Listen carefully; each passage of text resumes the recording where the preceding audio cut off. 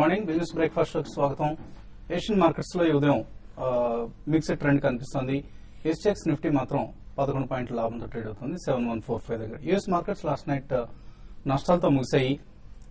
Interest rates పెరుగుతాయి అన్న భయాందోళనతో అక్కడ కొంత యుఎస్ బాండ్ ఈల్డ్స్ క్రాష్ అయ్యి ఆల్మోస్ట్ 10 ఇయర్ బాండ్ ఈల్డ్ ప్రస్తుతం 2.55% కు పడిపోవడం చూస్తున్నాం.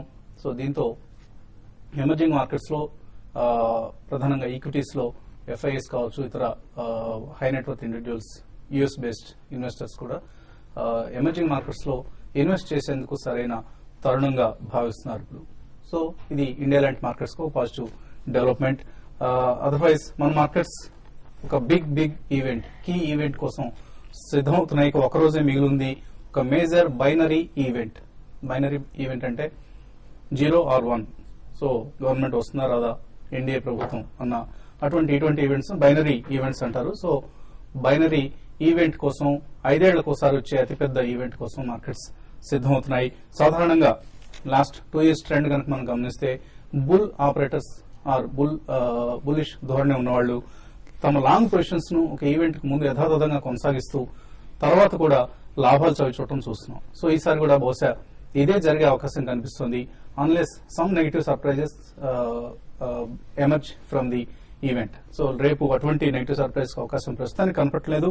లేటెస్ట్ గా వచ్చిన సర్వే కూడా మనకు దీన్నే చెప్తోంది. నిన్న ఒక ఎన్డీటీవీ హన్సా రీసెర్చ్ ఈ సంస్థ చేసిన దీనిలో కూడా ఎగ్జిట్ పోల్ లో కూడా ఎన్డీఏకి ఎనీవేర్ బిట్వీన్ 258 to 300 అంటే కావాల్సిన మార్జిన్ కంటే కూడా అధికంగానే సీట్లు వచ్చే అవకాశం ఉందంటూ అంచనా వేయడం జరిగింది.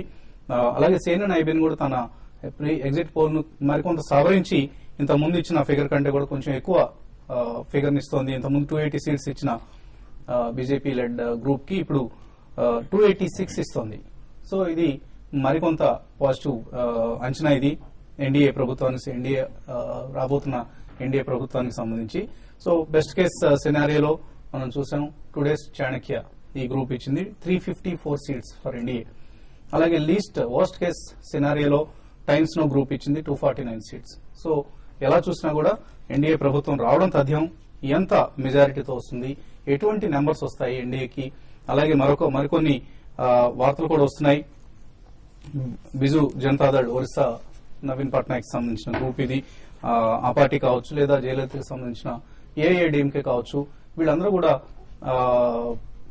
రాబోయే బీజేపీ లెడ్ ప్రభుత్వానికి మద్దతు ఇవ్వడానికి ప్రస్తుతం సిద్దమవుతున్నారని వార్తలు వస్తున్నాయి. సో ఎటువంటి ఢోకా లేని ఒక ప్రభుత్వాన్ని, స్పష్టమైన మెజారిటీతో రాబోతున్న ప్రభుత్వాన్ని బహుశా మనం చూసే అవకాశం ఉంది. దీన్ని దృష్టిలో ఉంచుకొని బుల్ ఆపరేటర్స్ బహుశా తమ పొజిషన్స్ ను కట్ చేసుకోకపోవచ్చు. మనం అనుకుంటున్న ప్రాఫిట్ టేకింగ్ లాంటిది రాకపోవచ్చు ఇవాళ ట్రేడింగ్ లో కూడా అనిపిస్తుంది. కనీసం ఓపెనింగ్ అయితే పాజిటివ్ గా ఉంటుంది. మేబీ మధ్యాహ్నం నుంచి కొంత బహుశా ఏదైనా నెర్వస్నెస్ నెలకొంటుందేమో, వెయిట్ చూడాలి. అండ్ ఈ నేపథ్యంలో నిన్నటి ట్రేడింగ్ ఇండిసెస్ పరంగా చూస్తే ఎటువంటి మూవ్మెంట్ లేదు, ఫ్లాట్ గా క్లోజ్ అయ్యాయి. కానీ పిఎస్యు బ్యాంక్స్ ఈక్విటీలో ప్రభుత్వ వాటా 5.51% కంటే తక్కువకు కుదించుకోవాల్సిందిగా పీజే నాయక్ కమిటీ ఇచ్చిన రికమెండేషన్స్ బయటకు రావడంతో mid cap PSU bank stocks నిన్న చాలా భారీగా లాభపడటం చూసాం. కెనరా బ్యాంక్ కావచ్చు, bank of Baroda, Punjab national bank, even చిన్న banks like UCO bank, union bank, ఇటువంటి ఇండియన్ ఓవర్సీస్ బ్యాంక్, ఇటువంటి బ్యాంక్స్ అన్నింటిలో కూడా స్ట్రాంగ్ ప్రైస్ యాక్షన్ చూసాం, వాల్యూమ్స్ చూసాం. అలాగే realty index top sectoral gainer నిన్న 4.32% లాభపడింది.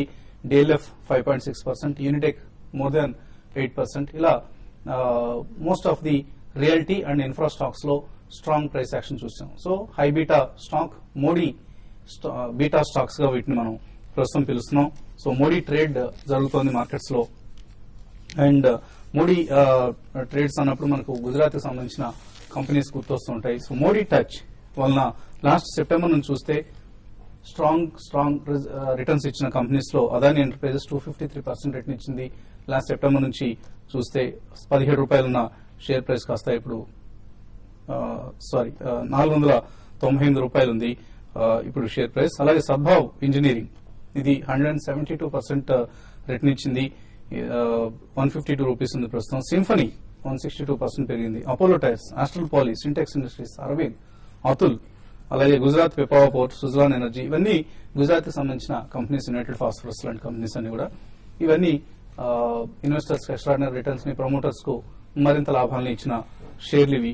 సో ఇదే ట్రెండ్ బహుశా మరికొంతకాలం కొనసాగే అవకాశాలు స్పష్టంగా కనిపిస్తున్నాయి మనకు మోడీ ప్రభుత్వం వస్తున్న అంచనాల మధ్య. అలాగే MSCI index, Morgan Stanley country index లో చాలా మార్పులు చేశారు. మే 30 నుంచి అమల్లోకి వస్తున్నాయి ఈ మార్పులు. HDFC బ్యాంక్ వెయిటేజ్ ను ప్రస్తుతం 5.4% నుంచి 1.89% తగ్గించారు. ఎందుకంటే HDFC బ్యాంక్ ఈక్విటీలో ఇప్పటికే FIIల వాటా నిర్దేశించిన పరిమితిని చేరుకుంది. సో ఇక్కడ నుంచి ఇంకా FIIs తాజాగా కొనుగోలు చేయడానికి అవకాశం లేదు కాబట్టి MSCI ఇండెక్స్ లో దీన్ని 1.89% కి వెయిటేజ్ ను తగ్గించడం జరిగింది. అలాగే అరబిందో ఫార్మాని తాజాగా MSCI ఇండెక్స్ లో చేర్చారు. సో ఎందుకు అరబిందో ఫార్మా మనం 130 నుంచి 600 రూపీస్ పెరిగిందంటే ఫండమెంటలీ కంపెనీలో చాలా మార్పులు వచ్చాయి. ఇలా ఒక స్ట్రాంగ్ ఫార్మా కంపెనీగా ఎమర్జ్ అవుతుంది. రాబోయే రోజుల్లో ఇది మరింత పీక్స్ కి వెళ్ళినా కూడా మనం ఆశ్చర్యపోనవసరం లేదు అరబిందో ఫార్మా షేర్స్ పరంగా చూస్తే. అలాగే స్మాల్ క్యాప్ ఇండెక్స్ లో MSCI ఇండెక్స్ లో ఎందుకు MSCI ఇండెక్స్ అని మనం అప్రోచ్ చెప్పుకుంటూ ఉంటాం అంటే MSCI ఇండెక్స్ అనేది ఫారిన్ ఇన్స్టిట్యూషనల్ ఇన్వెస్టర్స్ ఎక్కువగా ఫాలో అయ్యే ఇండెక్స్. ఇందులో ఉన్న స్టాక్స్ కి వాళ్ళు ఎక్కువ ప్రాధాన్యం ఇస్తారు కొనుగోలు చేసేటప్పుడు ఇండెక్స్ లో లేని స్టాక్స్ కంటే కూడా. సో ఈ నేపథ్యంలో ఇందులో వచ్చే మార్పులు చేర్పుల్ని మనం గమనిస్తూ ఉండాలి as an investor. Small cap index లో ఇవాళ మే 30 నుంచి UCO bank, Alok industries, state bank of Travancore, Sunteck realty ఇవి తప్పుకుంటున్నాయి. వీటి స్థానంలో Oberoi realty, Indian bank, Mphasis లాంటి స్టాక్స్ యాడ్ అవుతున్నాయి. ఈ అంశాన్ని మనం గమనించాలి.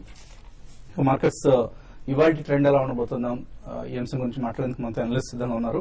సో నిఫ్టీ పరంగా చూస్తే పాజిటివ్ ఓపెనింగ్ కోసం సిద్దమవుతున్నట్లు కనిపిస్తుంది. నిన్నట్లాగే ఫ్లాటిష్ ధోరణి ఉంటుంది అనుకుంటున్నారా, లేదా వాలటైలిటీ హెచ్చుతగ్గులు ఎక్కువగా ఉండి ట్రేడర్స్ కు ఒక ఆపర్చునిటీ ఉంటుందా? నా ఉద్దేశం బహుశా మార్కెట్ ఇవాళ కూడా కొంచెం వాలటైల్ గాను, కొంచెం సైడ్ వేస్ లోను నిన్నట్లాగే ఒక ఫ్లాట్ గానే ముగిసే అవకాశం ఉంది. ఎందుకంటే నిన్న చూసాము డేస్ హై నుంచి కరెక్ట్ గా ఇంచుమించు డేస్ లో దగ్గరికి వచ్చి కొంచెం ఇండెసిసివ్ గా, కొంచెం కాషియస్ గా క్లోజ్ అయింది. సో ఆ కన్సాలిడేషన్ అనేది ఇవాళ కూడా కంటిన్యూ అయ్యే అవకాశం ఉంది. దీని ఒక స్ట్రాంగ్ గానీ ఒక వీకెస్ట్ క్లోజింగ్ అని మనం చూడలేదు. So bulls and bears equal strength లో కనిపిస్తున్నారు. సో హై లెవెల్ లో మార్కెట్ కొంచెం టైర్నెస్ కనిపిస్తుంది. మార్కెట్ లాస్ట్ 2 days గా చూస్తే కనుక 7150 దగ్గర ఒక మైనర్ టాప్ ఏర్పడింది. అలాగే సపోర్ట్ 7080 దగ్గర ఒక మైనర్ బాటం ఏర్పడింది. సో ఈ రెండింటి లెవెల్స్ మధ్య మార్కెట్ ఒక రెస్ట్రిక్టెడ్ గా ఒక నేరో మూవ్మెంట్ లో ఉంది. బట్ ఏదైనప్పటికీ మార్కెట్ ఒక మైనర్ కరెక్షన్ లోనే కనిపిస్తుంది. మద్దతులన్నిటికీ పైనే మార్కెట్ బాగా స్థిరంగా ఉంది కాబట్టి సో ట్రెండ్ లో ఎటువంటి మార్పు కనిపించట్లేదు. అంటే ఇంత క్రితం చూస్తున్న ఒక బుల్లిష్ ట్రెండ్ లోనే ఇంకా ఇంటాక్ట్ గా సేఫ్ గానే ఉందనిపిస్తుంది. ఇవాళ కొంచెం ఓపెనింగ్ పాజిటివ్ గా ఉంటే బహుశా ఇంకోసారి మూడో రోజు కూడా 7150 750 కంటిన్యూ చేయొచ్చు నా ఉద్దేశం. కాకపోతే రేపు మేజర్ ఈవెంట్ ఉంది కాబట్టి తర్వాత ఏమైనా కొంచెం న్యూస్ వచ్చేసిన తర్వాత ఒక మైనర్ రియాక్షన్ వచ్చే అవకాశం ఉంది కాబట్టి షార్ట్ టర్మ్ ఫ్యూచర్స్ లో కనుక ప్రాఫిట్ ఉంటుంటే కనుక ప్రాఫిట్ బుక్ చేసుకుని మళ్ళీ ఒక చిన్న డిప్ కోసం ఎదురు చూడొచ్చు. కొంచెం రిస్క్ తీసుకుంటే దేనికి ప్రాధాన్యం ఇస్తారు? ప్రాఫిట్ బుక్ చేసుకుంటారా, పొజిషన్ హోల్డ్ చేయమంటారా? అంటే రిస్క్ తీసుకోగల వాళ్ళైతే కనుక నా ఉద్దేశం 7000 కింద స్టాప్ లాస్ పెట్టి హోల్డ్ చేయొచ్చు. కొంచెం చిన్న ట్రేడర్స్, చిన్న ఇన్వెస్టర్స్ అయితే కనుక ప్రాఫిట్ బుక్ చేసుకుంటే మంచిది అనిపిస్తుంది. ఒకవేళ స్టాప్ లాస్ పెట్టాలంటే కనుక 7000 కింద స్టాప్ లాస్ పెట్టి హోల్డ్ చేయొచ్చు. అలాగే ఇవాళ కనుక మార్కెట్ 7150 పైన కనుక నిలబడిందంటే నెక్స్ట్ టార్గెట్ 7300. అలాగే బ్యాంక్ నిఫ్టీ కూడా 14500 దగ్గర ఒక మైనర్ రెసిస్టెన్స్ కనిపిస్తుంది. అది కూడా అధిగమించిందంటే ఫర్దర్ బులిష్ ట్రెండ్ కనిపించే అవకాశం ఉంది. మార్కెట్ కాకపోతే కొంచెం ఓవర్ బాట్ లో ఉంది కాబట్టి ఒక మైనర్ కన్సాలిడేషన్ బహుశా నెక్స్ట్ వీక్ ఉండే అవకాశం ఉంది. ఆ తర్వాత కూడా కొంచెం ఓవరాల్ గా పాజిటివ్ గా ఉంది. సో మార్కెట్ ఓవరాల్ గా బులిష్ 7000 మటుకు బ్రేక్ అయ్యి దాని కింద క్లోజ్ అవుతే మటుకు లాంగ్ పొజిషన్ ని లేదా short term investors short term లో ఎగ్జిట్ అవ్వచ్చు. 7000 పైన ఉన్నంతసేపు market positive. So high beta stocks లో మనం ఎక్కువ వాల్యూమ్స్, ప్రైస్ యాక్షన్ చూస్తున్నాం. నేను కూడా ఇదే జరిగింది. Mid cap PSU banks, realty, infrastructure వీటిలో ఎక్కువ యాక్షన్ కనిపిస్తుంది. సో ఈ హై బీటా స్టాక్స్ లో ఎటువంటి పొజిషన్స్ తీసుకోవచ్చు? ఇప్పటికి కూడా ఇంకా లాంగ్ పొజిషన్స్ హోల్డ్ చేయొచ్చా? అంటే రేపు ఈవెంట్ ఉంది కాబట్టి ఈ రోజు కూడా మార్కెట్స్ ఫ్లాట్ గా ఉండే అవకాశం ఉంది. అయితే స్టాక్స్ అనేది హై బీటా స్టాక్స్ ఇంకా పెరగడానికి ఈ రోజు కూడా అవకాశం ఎక్కువ ఉంది. ఎందుకంటే లాస్ట్ ఒక 1 week గా గమనిస్తే మార్కెట్ లో ఒక 200 పాయింట్స్ తర్వాత 100 పాయింట్స్ వచ్చిన రోజుల్లో హై బీటా స్టాక్స్ పార్టిసిపేషన్ కొంచెం తక్కువ ఉంది కంపేర్ టు ఇండెక్స్ తో కంపేర్ చేసుకుంటే. అయితే నిన్న మొన్న చూసుకుంటే హై బీటా స్టాక్స్ లో కూడా యాక్టివిటీ మనం చూస్తున్నాము. లాంగ్ బిల్డ్ కావడం చూస్తున్నాము ఓవరాల్ గా లాస్ట్ 2-3 రోజులుగా. కాబట్టి వీటిలో ఇంకా పొజిషన్స్ ని క్యారీ చేయమని చెప్తాను. మరీ ముఖ్యంగా మనకి లాస్ట్ 2 days లో మార్కెట్ లో ఒక ట్రెండ్ గాని గమనిస్తే ఇన్ని రోజులు ఏవైతే పెరగ పెరగని స్టాక్స్ ఉన్నాయో, అంటే పాజిటివ్ న్యూస్ రావచ్చు, అది వేరే విషయం. అటువంటి స్టాక్స్ లో ఎక్కువ మనకి అప్ ట్రెండ్ అనేది కనపడుతుంది. లైక్ మనం చూసాం యూనిటెక్ ఉంటుంది, చాలా బీట్ అండ్ డౌన్ స్టాక్స్, దాంట్లో కంటిన్యూగా అప్ ట్రెండ్ చూసాము. అదేవిధంగా పిఎస్యూ బ్యాంక్స్ నిన్న చూసాము, ఏవైతే దాదాపు అన్ని పిఎస్యూ బ్యాంక్స్ లో ఒక మేజర్ అప్ ట్రెండ్ రావడం చూసాము చాలా రోజుల తర్వాత. కాబట్టి ఇన్ని రోజులు పెరగనివి, తర్వాత వాల్యుయేషన్ లో అట్రాక్టివ్ అంటే లో పిఏతో ట్రేడ్ అవుతున్న స్టాక్స్ లో ఒక బయింగ్ రావడం చూస్తున్నాము. కాబట్టి ఇదే ట్రెండ్ ఈవెన్ ఎలక్షన్ రిజల్ట్ అయిపోయిన తర్వాత కూడా, బీజేపీ గవర్నమెంట్ ఫామ్ అయినాక కూడా ఇదే ట్రెండ్ అనేది ఇటువంటి మిడ్ క్యాప్ స్టాక్స్ లో రావచ్చు. ఎందుకంటే ఆల్రెడీ ఇండెక్స్ మనకి చూస్తే 400 పాయింట్స్ దాకా పెరగడం చూసాము ఎలక్షన్ రిజల్ట్ ముందే. కాబట్టి ఇండెక్స్ ఇక్కడ నుంచి అయితే ఒక 150 to 200 పాయింట్స్ పెరగచ్చు, అక్కడ కొంచెం ఆగడానికి అవకాశం ఉంది. బట్ స్టాక్స్ లో మాత్రం ఈ మేజర్ అప్ ట్రెండ్ అనేది రిలయన్స్ క్యాపిటల్ కానీ ఇటువంటి స్టాక్స్ లో ఇంకా పెరగడానికి అవకాశం ఉంది. సో అటువంటి స్టాక్స్ ని లాంగ్ పొజిషన్ తీసుకోమని చెప్తాను. ఈ రోజు మార్కెట్ విషయానికి వస్తే ఈ రోజు చాలా వరకు ఫ్లాట్ గా ఉంటుంది. అయితే ఆఫ్టర్నూన్ నుంచి మళ్ళీ మార్కెట్ లో ఒక ట్రెండ్ అనేది అప్ ట్రెండ్ రావచ్చు. కాబట్టి ట్రేడర్స్ ఎవ్రీ డిప్ ని ఉపయోగించుకొని లాంగ్ పొజిషన్స్ ని క్యారీ చేయమంటాను. ఇంకా పిఎస్యూ బ్యాంక్స్ ఇంకా పెరగడానికి ఈ రోజు అవకాశం ఎక్కువ ఉంది. తర్వాత కమాడిటీ స్టాక్స్ కూడా చాలా స్ట్రాంగ్ గా పెరగచ్చు. టాటా స్టీల్ లాంటి కౌంటర్ 5 క్వార్టర్ల తర్వాత ఒక మంచి రిజల్ట్ అనౌన్స్ చేసింది, లాస్ నుంచి ప్రాఫిట్స్ రావడం చూసాము. కాబట్టి టాటా స్టీల్ లో కూడా ఒక మేజర్ అప్ ట్రెండ్ ఇక్కడ నుంచి 100 రూపాయల నుంచి 150 రూపాయల దాకా పెరగచ్చు. Other commodity stocks like Hindalco కూడా ఎవరి డిప్ లో లాంగ్ టర్మ్ కోసం, షార్ట్ టర్మ్ కోసం ఇన్వెస్ట్ చేసుకోమని చెప్తాను. ఐడిఎఫ్సి ఒకటి కూడా చాలా స్ట్రాంగ్ గా ట్రేడ్ అవుతుంది. దీన్ని కూడా కరెంట్ లెవెల్స్ లో మీరు బై చేసుకుని ఒక 140 టార్గెట్ దాకా, 140 to 155 దాకా మీరు టార్గెట్ ఎక్స్పెక్ట్ చేయొచ్చు. దీన్ని కూడా బై చేయమని చెప్తాను.